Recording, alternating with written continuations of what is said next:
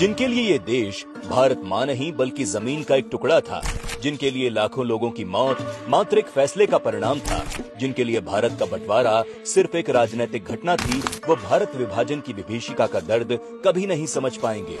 देशभक्ति का दम भरने वाले नेताओं के सामने 1947 में भारत को धर्म के नाम पर महज एक लाइन खींचकर बांट दिया गया और सत्ता के लिए नेहरू से लेकर जिन्ना तक की खामोशी ने 10 लाख लोगों की जिंदगियों को निगल लिया। 1 करोड़ 30 लाख से अधिक लोग एक रात में बेघर हो गए और हजारों महिलाएं अपहरण और बलात्कार की भेंट चढ़ गईं। राजनीति से दूर दूर तक कोई वास्ता न रखने वाले लाखों निर्दोषों की जान जा रही थी, लेकिन सत्ता के लालचियों के कपड़ों पर एक सल तक नहीं पड़ी थी। विभाजन के बाद देश के क्या हालात हो सकते हैं, इसकी भयानक झलक 1946 के कलकत्ता हत्याकांड से साफ हो चुकी थी, जब कलकत्ता के मेयर सैयद मोहम्मद उस्मान ने मुस्लिम लीग का समर्थन करते हुए हिंदुओं को कहा कि काफिरों तुम्हारा अंत दूर नहीं है, जल्द ही तुम्हारा कत्लेआम किया जाएगा। और देश को बांटने की जिद पर अड़े जिन्ना ये कह रहे थे कि हमें या तो विभाजित भारत चाहिए या नष्ट भारत। 20 फरवरी 1947 को ब्रिटिश प्रधानमंत्री क्लेमेंट एटली ने ब्रिटिश संसद में घोषणा कर दी कि 30 जून 1948 से पहले अंग्रेजी हुकूमत भारत छोड़ देगी। 31 मई 1947 को लॉर्ड माउंटबेटन कांग्रेस को सत्ता सौंपने का पत्र लेकर भारत लौटे।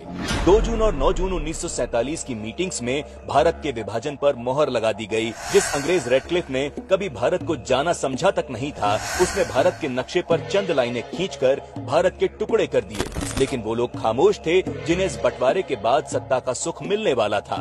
14 अगस्त 1947 को कांग्रेस के मौन समर्थन से मां भारती के टुकड़े हो गए और भारत पूर्वी पश्चिमी पाकिस्तान सहित 3 टुकड़ों में बंट गया। नेहरू के हाथ में सत्ता तो आ गई, लेकिन इस फैसले ने करोड़ों जिंदगियों को कहीं का नहीं छोड़ा। तब से लेकर आज तक कांग्रेस में कुछ नहीं बदला।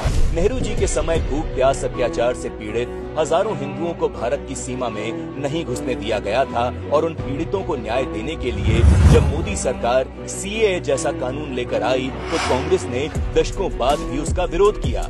विभाजन के इस पाप को छिपाने के लिए कांग्रेस ने दशकों तक देश को मिले इस दर्द का जिक्र तक नहीं किया, लेकिन विभाजन के समय अपना सब कुछ खो देने वाले देशवासियों को याद करते हुए मोदी सरकार ने 14 अगस्त को विभाजन विभीषिका स्मृति दिवस घोषित किया ताकि आने वाली पीढ़ियां विभाजन के दर्द को समझ सकें। 14 अगस्त को मोदी सरकार द्वारा घोषित किए गए विभाजन विभीषिका स्मृति दिवस को पूरा देश विभाजन के समय अपने प्राण गंवाने वाले एवं विस्थापन के दर्द को झेलने वाले लाखों भारतवासियों को नमन करता है।